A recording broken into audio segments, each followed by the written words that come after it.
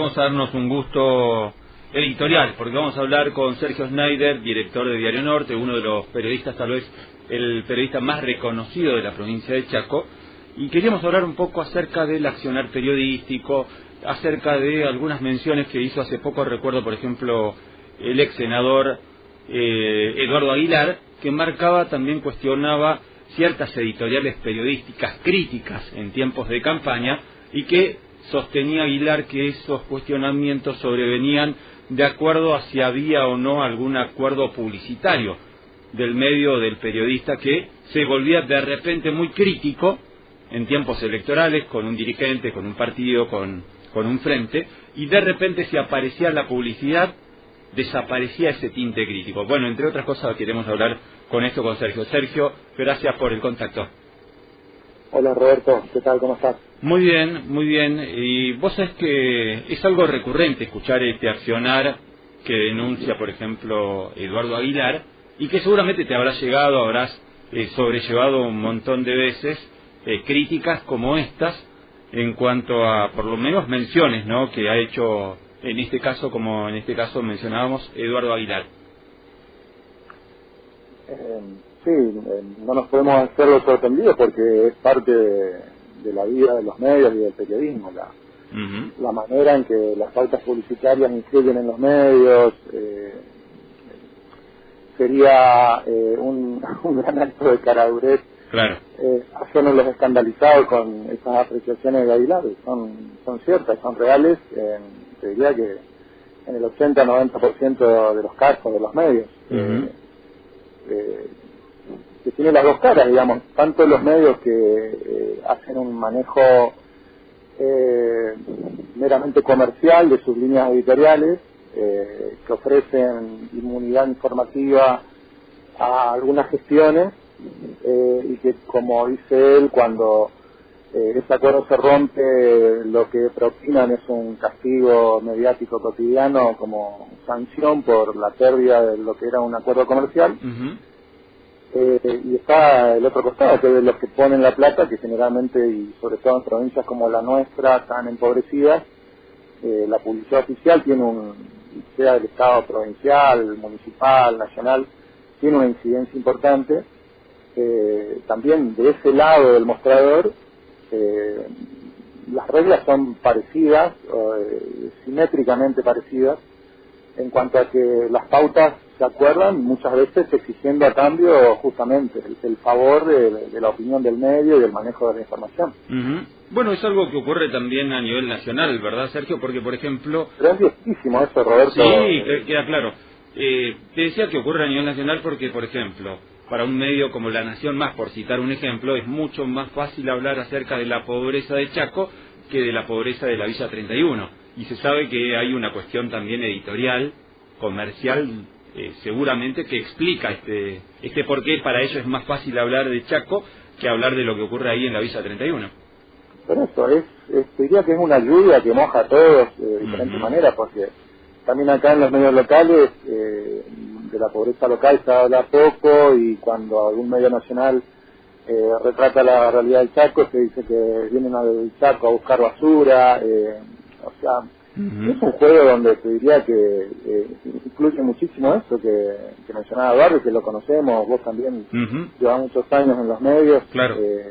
El tema de cómo se condicionan las líneas editoriales por una cuestión lógica también, no es una mera perversión de los medios, también es una cuestión de subsistencia. Muchos medios se ven entre la espada y la pared de reflejar crudamente ciertos temas, o evitar que el que tiene la lapicera de turno te borre de un plumazo una publicidad de la cual depende la continuidad de tu medio, la continuidad de las fuentes de trabajo que hay detrás de tu medio, etcétera.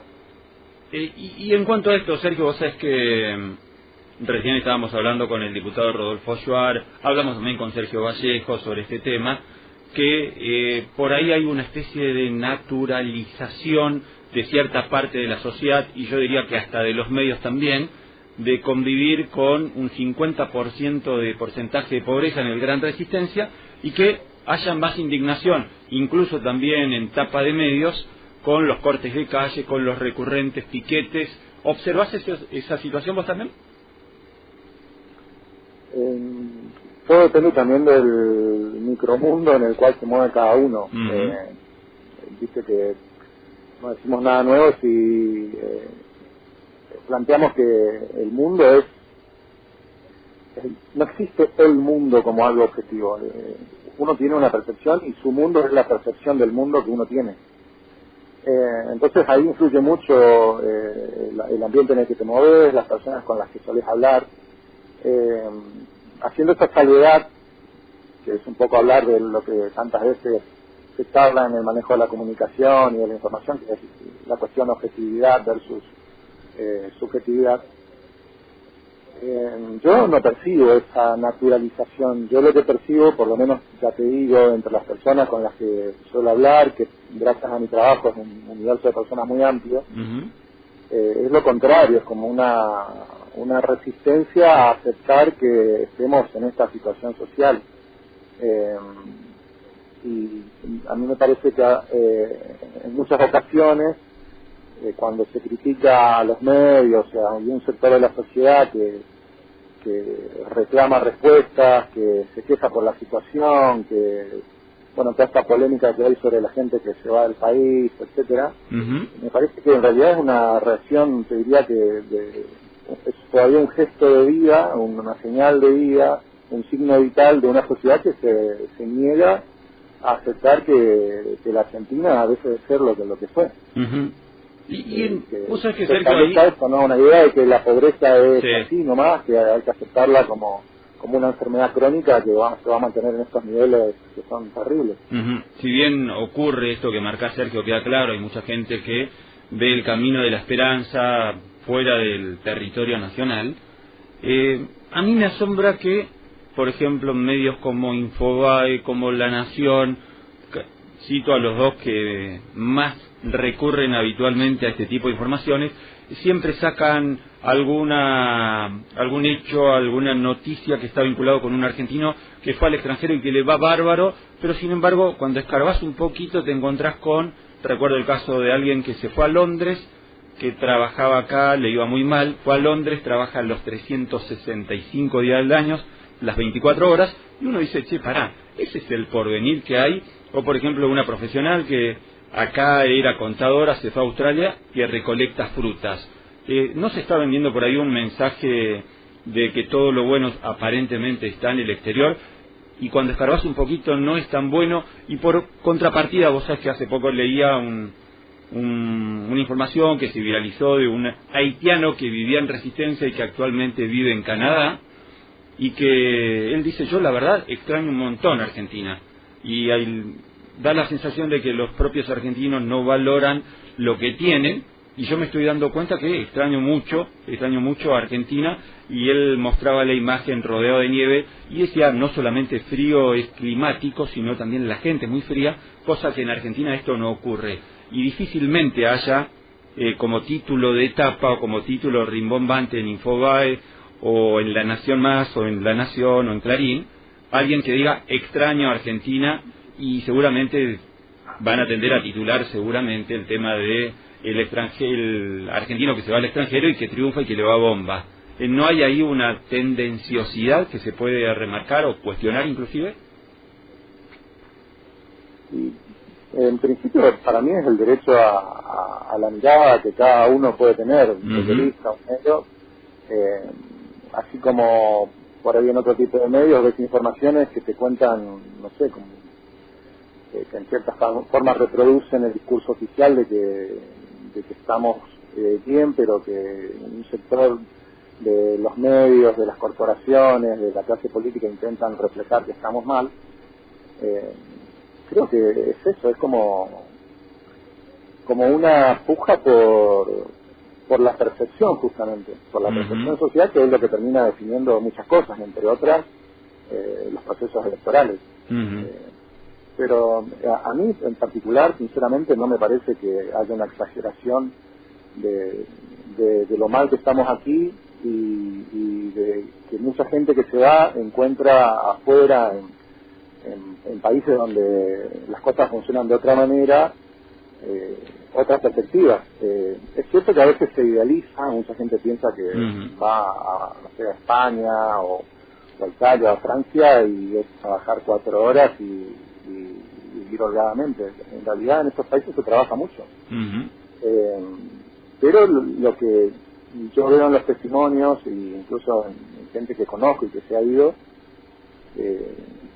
se valora eso, la normalidad, entre comillas, de que vos puedas prever medianamente cómo va a ser tu día, que no vas a tener, no sé, que no vas a llegar 1 hora para tu trabajo porque te encontraste con que estaban cortando la calle porque hay una pérdida de agua en tal lado, que el transporte público funciona, que la educación funciona, que la salud funciona, que trabajás mucho pero tenés una perspectiva de ahorro. Eso yo creo que lamentablemente nuestro país lo perdió. ¿Qué posibilidades tiene hoy un asalariado de llegar a la casa propia, por ejemplo? No, muy difícil, sí. Salvo ser sorteado en una vivienda del Estado, que siempre está por debajo de la demanda, es prácticamente imposible. No ya una casa, llegar a un vehículo. Salvo para una pequeña franja social que tiene las cosas resueltas, sobre todo la más de las veces por estar acomodada en el Estado más que por ser próspera en el sector privado, es muy difícil. Entonces, a mí me parece que lo que sucede, como te digo, es que hay un sector de la clase media que se siente frustrado, que reclama soluciones y que en otra porción, en realidad, cayó en la resignación. Y ahí sí yo creo que aparece esa idea un poco fatalista de esto ya no va a cambiar más, esto no puede mejorar. Algunos lo catalizan maldiciendo al billete, otros idealizando la ida al exterior, pero el trasfondo de todo eso es algo real. El país está muy mal, el país no solo está mal en términos económicos, porque si fuese solo una cuestión de indicadores económicos, hasta podría ser todo más esperanzador. Lo que ves es una sociedad muy descompuesta, muy descalibrada. Por lo menos, la te digo, desde mi perspectiva. Claro, ¿y cómo se podría trastocar eso? Porque en ciertos aspectos a veces da la sensación que también hay mucha dirigencia política que está bajo ese manto de resignación y ya toma, como decíamos, naturaliza. De hecho, nosotros consideramos ser, no sé si vos compartís, en la agenda política no está el tema pobreza. Lo escuchamos la otra vez al gobernador, por ejemplo, remarcar esto en el comienzo en su discurso de las sesiones ordinarias, el hartazgo social respecto de los piquetes, pero no se habló respecto del 50% de pobreza, no se habla en términos generales, digo, no quiero generalizar tampoco, pero generalmente no se suele hablar respecto del tema pobreza en los distintos conceptos políticos, en la agenda política parece no estar instalada. ¿Y esto no será acaso ya una muestra de la resignación? O escuchándolo al presidente Alberto Fernández mencionar cuando vino acá a Chaco que le preocupa la inflación, pero en realidad el presidente parecía un comentarista y no alguien que debería ocuparse más que preocuparse por el tema inflacionario. ¿No está tampoco ahí la dirigencia política inmersa en esa resignación de la que marcás? Yo varias veces describí que para mí con estos niveles de pobreza es realmente inexplicable que la clase dirigente no se plantee un acuerdo que ponga en primer lugar resolver la pobreza, pero en un sentido integral, no solo la pobreza por ingresos, claro, que de última podría ser hasta circunstancial y eso puede darse vuelta rápidamente. Acá tenés un 30% de pobres que son estructurales, que van por la tercera generación de vivir una situación de pobreza en una misma familia. En ese sentido, los datos del Observatorio de la Deuda Social de la Universidad Católica Argentina son dramáticos porque van más allá del índice. Hace poco Agustín Salvia, que es el director del observatorio, decía que hay un 35% de la población que es pobre desde hace más de 15 años. Es terrible eso, en un país como la Argentina. Además, los niveles de pobreza nuestros, mirándolos desde el punto de vista de América Latina y el Caribe, tenemos el sexto nivel más alto de la región de pobreza. Está bien que cada país tiene por ahí Claro. metodologías y confiabilidades muy dispares acerca de la medición de la pobreza. Pero, por ejemplo, les ganamos creo que apenas a Guatemala, Honduras, Colombia, pero, por ejemplo, midiendo pobreza, está mejor que nosotros Bolivia, está mejor que nosotros, sin hablar, Chile, Uruguay. Es un lugar que la Argentina nunca tuvo. Pero a mí lo que más me preocupa es eso, la cristalización de la pobreza. Porque por otro lado, ¿cuál fue el principal motor del ascenso social en la Argentina? La educación. Y mirás también los indicadores del sistema educativo y son preocupantes, muy preocupantes. Se puede discutir qué tan real puede ser, por ejemplo, este estudio que es esta ONG Argentinos por la Educación, pero lo que ellos midieron, por ahí basándose en evaluaciones como las pruebas a aprender, que en el país solo la mitad de los chicos que empiezan primer grado terminan la secundaria en el tiempo que deberían terminar, que son esos 12 años sumando primaria y secundaria. Y si considerás, en base a las evaluaciones, cuáles de esos terminan en tiempo, pero además terminan con los niveles adecuados de aprendizaje de lengua y matemáticas, ahí bajás al 16%. Y ese porcentaje en el Chaco es del 5%.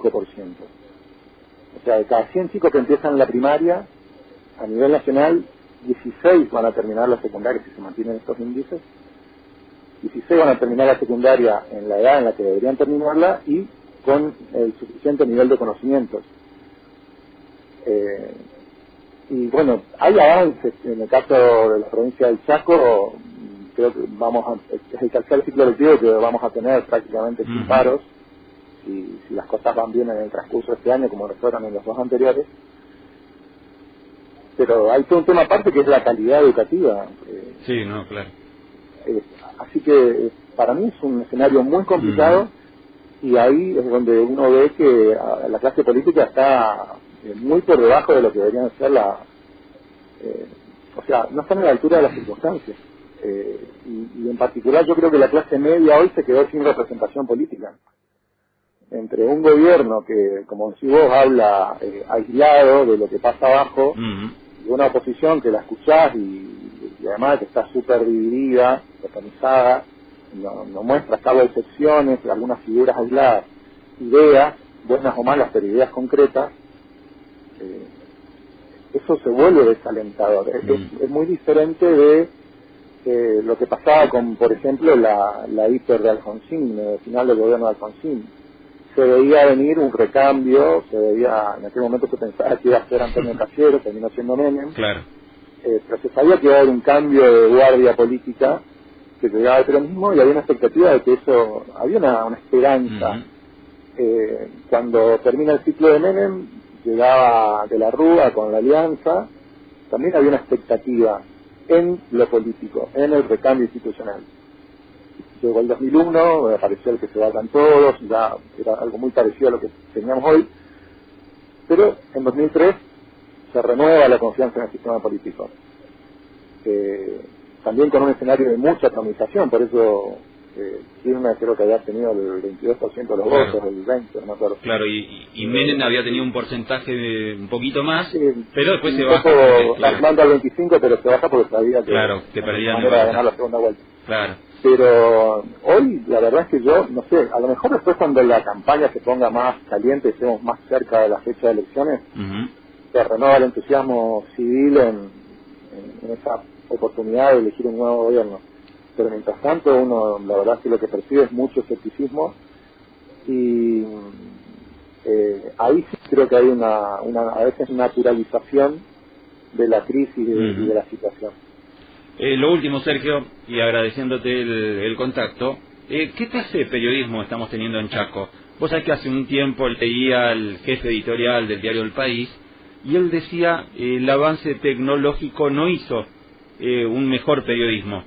Hoy se ven muchos periodistas en redacciones llenas, y para que el periodismo esté funcionando, el periodista se tiene que embarrar en la cancha. Prefiero redacciones vacías, que está demostraría eso según esta mirada, que el periodista está trabajando, a redacciones llenas, en donde por ahí no se empapa de la calle el periodista. Sin embargo, bueno, es una mirada. ¿Qué concepto tenés respecto al periodismo que se está haciendo hoy en la provincia, en términos generales, a nivel nacional también, por qué no? Y que si esto de los avances tecnológicos que facilita la tarea periodística no termina después achanchando, aburguesando la actividad, este oficio periodístico. Yo creo que a tono con la pobreza de la provincia, nuestro periodismo incluso es muy pobre. Nosotros, los medios, los periodistas, también tenemos una dosis de responsabilidad en esta provincia que tenemos. Realmente no somos buenos fiscales, si se puede usar ese parangón. Se lo hacemos muy fácil a los funcionarios, a los dueños del poder económico. Te diría que somos como esos guerreros de las películas, con espada y utilería, y hacemos muy poco. Seguramente habría que rescatar excepciones que pasan más por personas que por medios, pero yo soy bastante autocrítico de nosotros como sector, a lo cual se suman un montón de miserias adicionales como las divisiones, las operaciones, el tema de la militancia, que también contaminó mucho, y esto de interpretar la realidad según el beneficio perjudica al sector político con el cual yo simpatizo. Acá, la verdad, sinceramente me asquea por ahí ver mucha gente que le parecía horrible la corrupción en la época en la que el radicalismo gobernaba la provincia, y hoy no le preocupan lo más mínimo. Así que es un panorama, ya te digo, a tono con la pobreza provincial. En cuanto a la tecnología, yo creo que agregó mucho ruido, mucho brillo, pero que la agencia de periodismo sigue siendo lo mismo, digamos, ¿no? Contar de la manera más honesta que uno pueda lo que sucede alrededor. Humildemente en Norte intentamos hacerlo. Te diría que mi principal satisfacción hoy es que los militantes radicales en las redes nos viven tratando como si fuéramos un diario oficialista y nos dicen que somos un medio comprado por el peronismo, y que en el peronismo hay mucha gente que le pide al gobierno que nos quite la publicidad oficial. Así que creo que es una señal de que estamos, por lo menos en algunas cosas, logrando un camino de ecuanimidad y de tener una mirada diversa sobre la realidad, porque tenemos además una redacción diversa donde hay gente que opina muy diferente. Yo intento, y creo que lo he hecho hasta ahora, respetar lo que cada uno piensa. Vos cuando ves notas de opinión firmadas por los periodistas del Norte, ves enfoques muy diferentes de la realidad, del mundo, del país, de la provincia, y a mí me enorgullece eso, porque creo que es la principal señal de respeto a mis compañeros periodistas, porque en eso somos todos iguales. O sea, no hay un director, hay un redactor. Poder que cada uno, cuando pone su firma, pueda decir lo que piensa, más allá de una línea editorial, que cada uno, cuando pone el gancho, como decimos, pueda saber que dice lo que quiere decir. Bien. Pero el panorama general a mí me parece muy pobre, y te digo, nos incluye. Y creo que así como le solemos pedir autocríticas a todos los sectores de la sociedad, nosotros también nos debemos uno. Claro, está bien hacer la autocrítica, Sergio, queda claro, nos incluimos todos. El tema es cómo se sale, ¿no? Porque no alcanza con ser autocrítico. Uno debería plantear, o deberíamos plantear, ok, ¿qué hacemos? ¿Nos conformamos, nos resignamos también nosotros, o buscamos transformar esa situación de baja performance en cuanto a calidad periodística? Y yo lo que espero, pero claro, ahí también lo vuelves a depender de la situación social y sobre todo de la evolución de la calidad educativa. Yo lo que espero es que podamos tener una sociedad cada vez más crítica, que pueda premiar al periodismo que cree más sano y más ideal a lo que debería ser la actividad periodística, y que descarte a aquellos que en realidad son chantas, que están pasando la guerra todo el tiempo y que hablan en función de lo que facturan. Creo que esa es una tarea que le corresponde a la sociedad, pero hay que reconocer también que esa sociedad hoy está perdida en la pelea cotidiana de la subsistencia, y que entonces es más difícil que pueda darse cuenta de quiénes son periodistas o medios que intentan ser leales en lo que difunden y exponen, y aquellos que todo el tiempo les están vendiendo buzones. Sergio, te mandamos un abrazo enorme, agradecemos la diferencia de atendernos. Sabemos que tenés una agenda complicada hoy, así que por favor agradecemos enormemente este gesto de atendernos. No, pero a favor, Roberto, porque sé que pensamos diferente en un montón de cosas. En algunos aspectos, en otros no tanto, Y sí, pero viste, valoro eso, que a la gente que tiene un programa de radio, que tiene un portal, que tiene un medio y que expone voces que suenan como la suya, otras que suenan parecidas, otras no tanto. Me parece que eso también ayuda, en función de tu última pregunta, a enriquecer las posibilidades de la sociedad, porque en realidad la libertad de expresión, la libertad de prensa en particular, son derechos derivados de algo mucho mayor que eso, que es el derecho social a la información, para hacerlo más fácil, el derecho de la gente a conocer, a saber, a poder interpretar mejor la sociedad y el momento en el que viven. Clarísimo. Sergio, abrazo grande y será hasta la próxima. Roberto, gracias a vos. Hasta luego, no, por favor.